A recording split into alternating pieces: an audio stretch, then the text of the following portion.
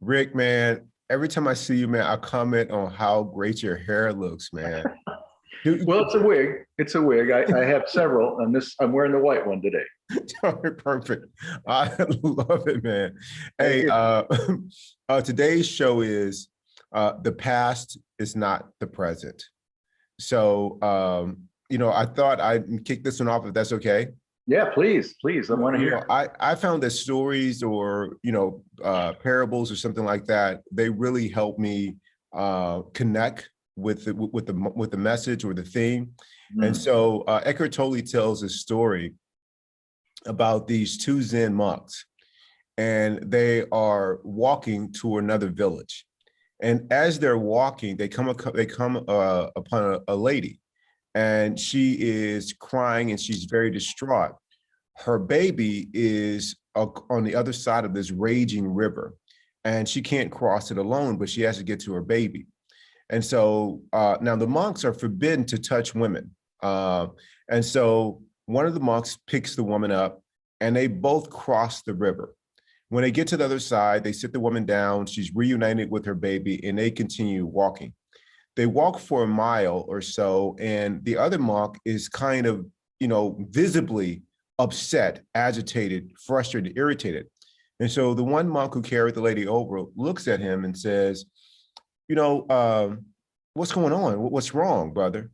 And he says, we are forbidden to touch women. That's part of our sacred vow. He was like, yes, I know that, but you did it anyway. He was like, listen, I put the woman down a mile back. You're still carrying her. And that just was like, wow, with my mm. past. I mean, it poses no threat, no impact to my life in this moment, but I've carried things from my childhood, from past relationships to interactions with people that didn't meet my expectations with me. So for so much, I brought it to almost every present situation, every relationship, every new job, every new acquaintance. I brought my past with me. And Rick, it was the past that was just rife with suffering. And once I got the concept, once I got the understanding that I could let that thing that I could let that identity, that false identity go, that story go, it was liberating for me, man. And it created an opening to I could be kinder, I could be loving, I could accept, I could forgive the past, forgive myself for carrying that. It was just beautiful, man. So, I thought that would be like a great opening, for this show, which is again titled "The Past Is Not the Present." Boy, it's an amazing thing how much we are run by our past, isn't it? And I'm not sure if it's because we consciously decide that we want to be the same way that we've always been, or if it's a fear that if we're other than what we are, we're going to lose ourselves in the newness of that new person. My personal experience has been that I was hung up in the past for a long time as well, but I got rid of mine, I think, when I realized that a lot of the stuff that I was carrying around didn't work. I mean, it just didn't apply to every situation. And like this story with the two monks, where you do what has to be done and you accomplish something that was maybe contradictory to how you would have done it before. It's hard to revert back to an old way that doesn't work or that's full of pain. So I think we all change little by little, but life in general to me seems to be a struggle to avoid pain and to try to maximize pleasure. So we're always tending to do things that work in support of one of those two things. So pleasure, overeating; pain, working out. So we don't work out, we eat a lot more. I mean, it's something as simple as fitness, but it applies to all areas of life, I think, including our careers. The people who are most successful run through the obstacles. They have the fear, they have the concern, they worry, uh, but they go through it. And by going through those obstacles, there's a way of, I think, leaving the past and finding new ways to deal with Mm. new challenges. But when we are not challenging ourselves, or our lives are so predictable that we're doing the same things over and over and over, that past tends to run us. Let me give an example of, I think, something that really helped me. Um, I travel quite a bit, and when I first started to travel, I was traveling with my family and my parents, and then when I got married with my wife, and uh, I had a lot of trouble traveling because I kept wanting things to be the way they were when I was at home. Well, when I got divorced, I went through you know, as you were familiar, I went through a tremendous cataclysmic change. In fact, it brought me to ToBeRe. And I started traveling seriously for months at a time by myself with a backpack overseas and in the third world. And I've done it almost every year. Haven't done it lately, but I did that a lot. And the point of the story is to say that when you're on the road alone, there's not much in your toolbox. When you don't speak the language, you don't know the currency, you don't know the customs, and you have to figure things out in a way that are self-preserving. And the self-preserving way has nothing to do with how I did it in the past. So that kind of travel experience where over and over and over again, you had to reinvent a solution was helpful to me. And I think we can apply that in our lives in general and just say, when I'm confronted with an issue, I don't have to rely on the way I've always done things. I can look at how other people have done it. I can look at how abstractly maybe the most correct way to accomplish something could be done. I don't have to do it the way that I always have done it. And to me, that the idea that Gandhi said, you be the change that you want to see in the world. So if you want to be more calm, more measured, more accepting, you can be those things, and you don't have to fight with your past. You just simply decide that the old way is just not going to cut it. This is a tough new situation. I got to figure out a new thing to do. I didn't suffer from the same sort of anxiety that you did, but I did feel like I was being run by my past. And a lot of folks have that issue. You know, worry is always dealing with the future. Worry is about, you know, bad things are going to happen. How do I avoid them? Anxiety is generated from the guilt or the feeling that we had that we messed up in things behind us, and we're trying to correct that all the time. So I think that you're more anxious and you are less effective as a human being when you're run by your past. It's a new day. Start off with a new solution. Yeah, no, Rick, thank you for sharing that. And I think the travel is a really good example of requiring you to let down your past. I mean, especially when you go to another country, and if you live here in the US, you become accustomed to the way things are done, and they're done very differently in other parts of the world. And if you bring your past of this sense of, let's say, it needs to be this way, and why isn't this working, and the water is not this way, and you know, you're not greeting me a certain way, you're in for a rude awakening. So you know, you got to really humble yourself, otherwise you won't survive, and you will most certainly suffer. And I've had to learn that too. I just remember I would bring my past to situations as if the situation is exactly the same. And a couple examples would be coming to a job, you know, a career, or a new place of employment, or a new department. And I would be bringing my narratives, my stories from the past. You know, someone would say something, my mind would try to make it fit into, oh, so-and-so used to say that to me, and the way that they said it sounds exact same way, so this person must be this way. And I just kind of like very quickly, like a sketch artist, I'm sketching out who this person is, how they're going to be.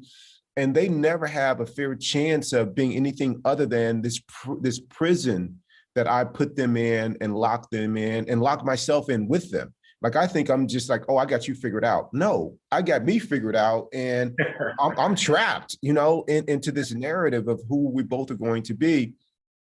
And I don't give any opportunity, any person a fair shot or a fair chance. I look back at some of the job situations that I've been in before I got into the current role that I am now, both with ToBeRe and with at Mayo. And it's so important that I come into every situation with fresh eyes, with an opening of acceptance and kindness. Even if someone said or did something, I don't bring that with me. Like I've had situations to where, like for the most part, man, everybody at Mayo that I've come in contact with has been amazing, and ToBeRe. But every once in a while, man, we have a moment where we're unconscious and our behavior, whether we're distracted or something else is going on in our lives and we aren't our best or we aren't kind. God knows people are giving me grace when I've shown up like that. And it's been a lot. And what I've learned is to not bring that into this moment. Um, because every time that I have, man, I've always come out on the losing end, and I've also made it so that other people have too. And in past relationships, I brought, like you said, that fear, that anxiety, that worry with me because I have this narrative about my past that comes with me.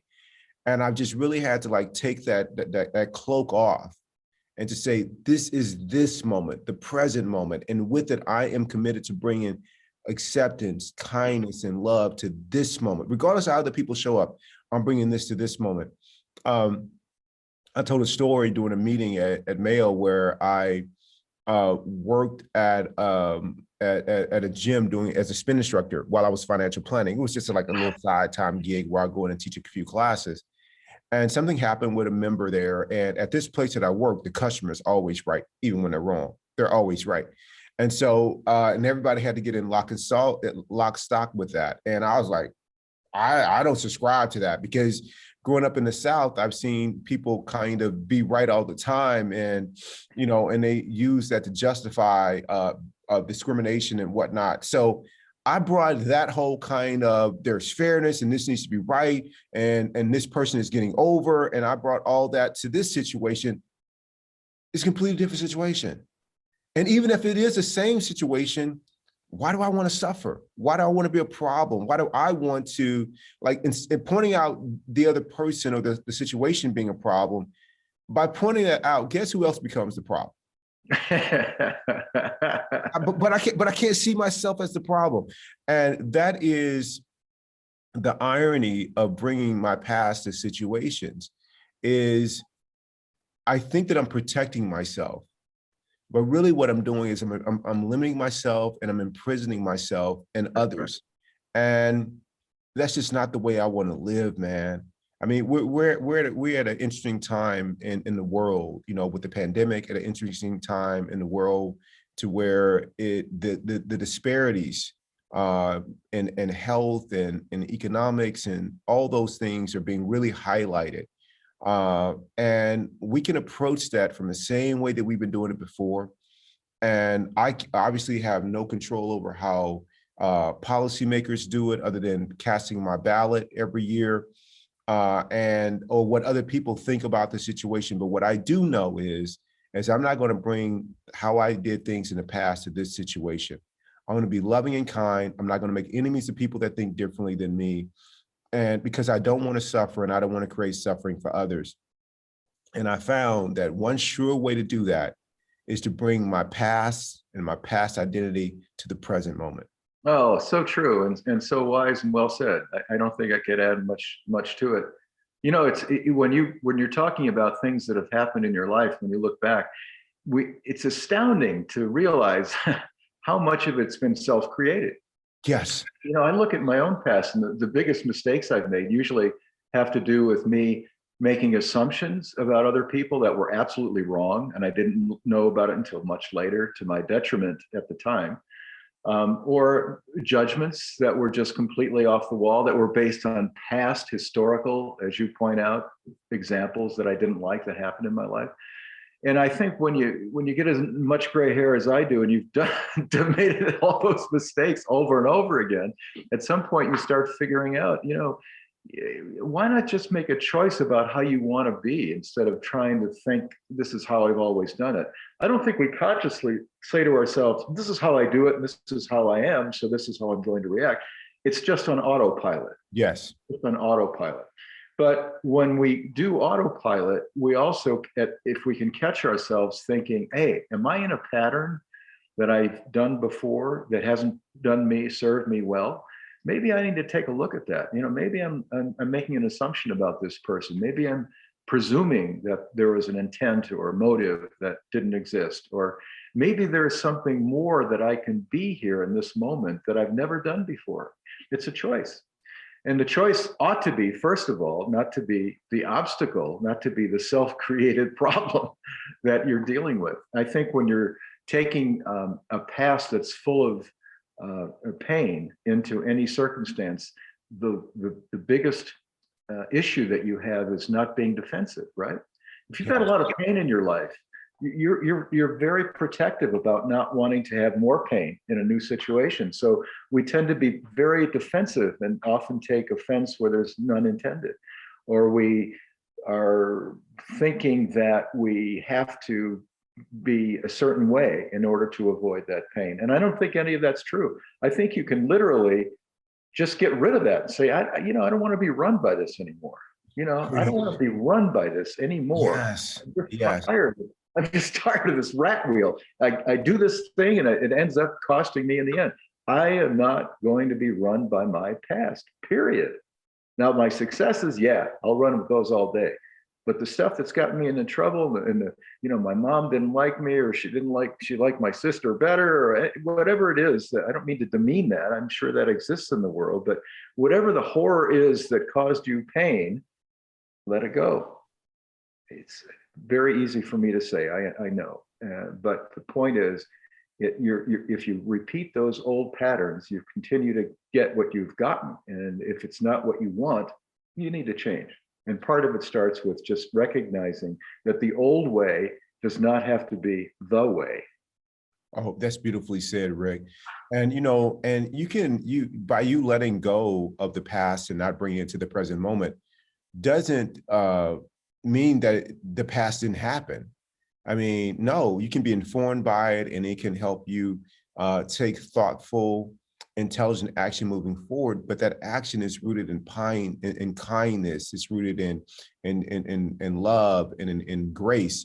And when I found that's not what I did when I brought the past for me, I brought the past with me to protect me, and to really what it was doing, instead of protecting me, it was building up walls.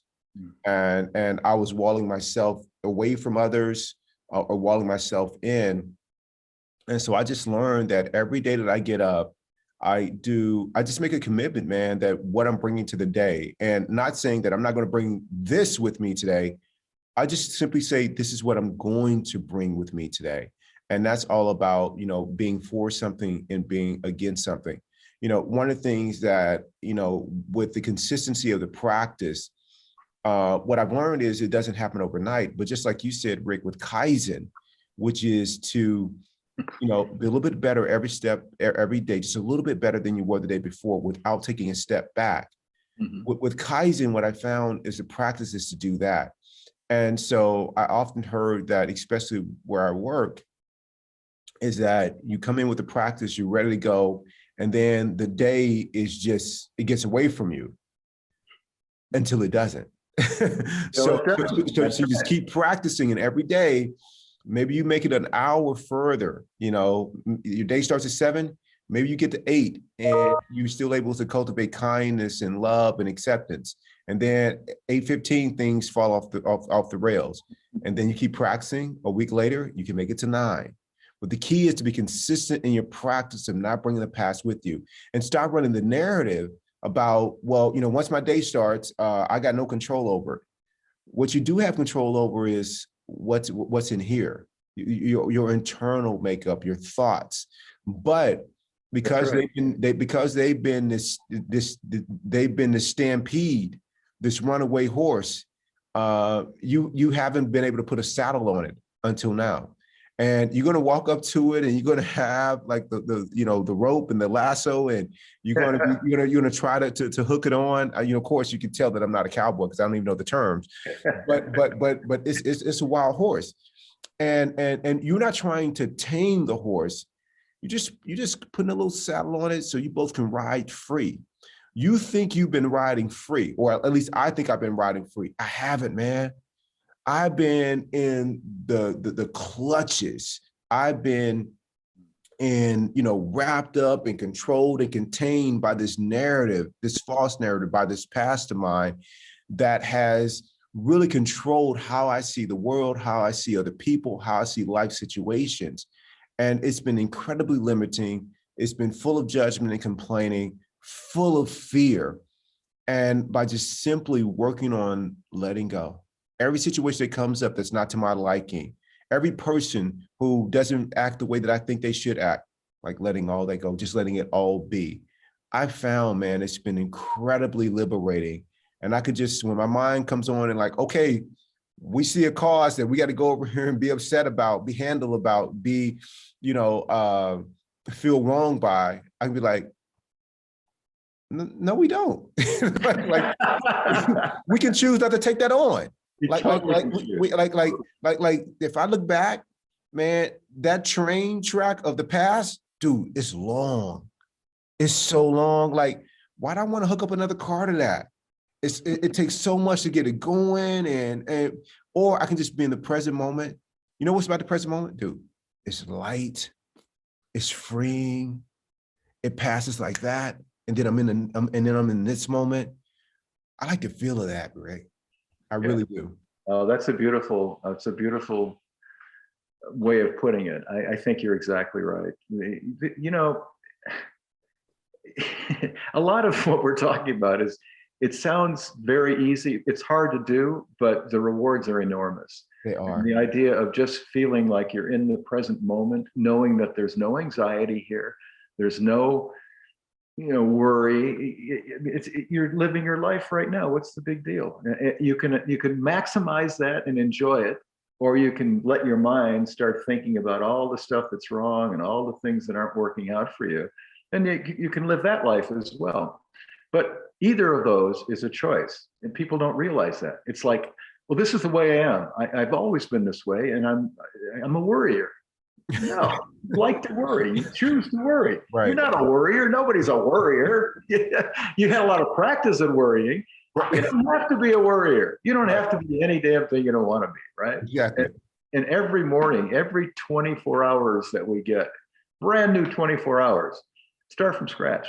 Invent yourself. Do something different. Instead of deciding that you're not going to like beef tongue sandwiches, go into the restaurant, order 2 beef tongue sandwiches and try it. The point is, you don't have to be run by your old ways. And I am a big advocate for life as a big experiment. It's a big chance to have some fun, to make some mistakes, get your feet wet, get your nose broken. So what? Tomorrow's another day. Exactly. I'll close on this, Rick. When you talk about how, we make it sound like it's easy, and, you acknowledge that it's not easy, it's very hard, but it's really hard for the ego, because it means it's a change, and it's uncertainty, it's uncertain, it's disconcerting. It's not comforting to make this change until you get to the other side of it. And I think because, we've been doing the practice for so long, and more times than not, we end up on the peaceful side of the ledger. People can listen to the podcast and walk away with, they just kind of like, they're skipping around. It's springtime and the sun is shining, and they're on the beach and it's oceans and stuff like that. And to that, I say that don't get it twisted that there aren't things that we're passionate about and care about. We are. It's a false narrative that says that I've got to worry and I've got to approach everything, serious with both hands, ready to put up a fight. That's one way of creating change. I argue, or I put forth, that there's a different way. You can do it peacefully. And the difference is that as you affect change for the betterment of others, for the planet, as you do it from a peaceful place, you can be much more effective, and every moment is spent peacefully. Now, you might affect change a completely different way, in a hostile way, but you're going to create suffering for yourself and everyone around you. I mean, so if you take up the situation to where everything is a fight and you got to fight to get it, I'm also for change, but just doing it peacefully. The old me, the past, was about doing it in a very hostile way. I didn't recognize it as being hostile back then, but I did.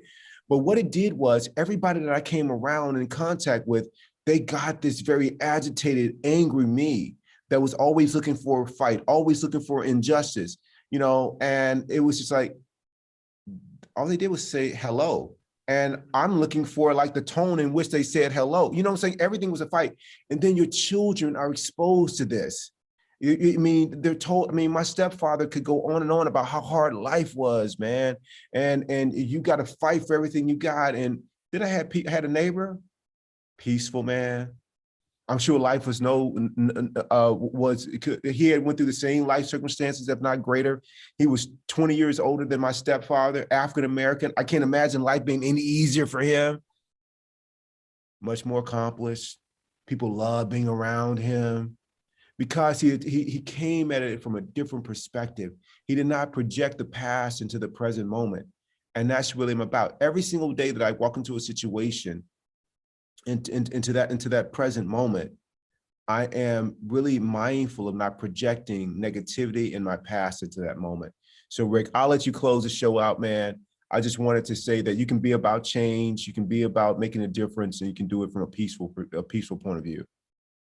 There's no doubt about that. And I think that in terms of what your overall effectiveness is when you're going about it in a way that's kind and gentle and not making other people wrong, makes a much, much, much better outcome for everybody.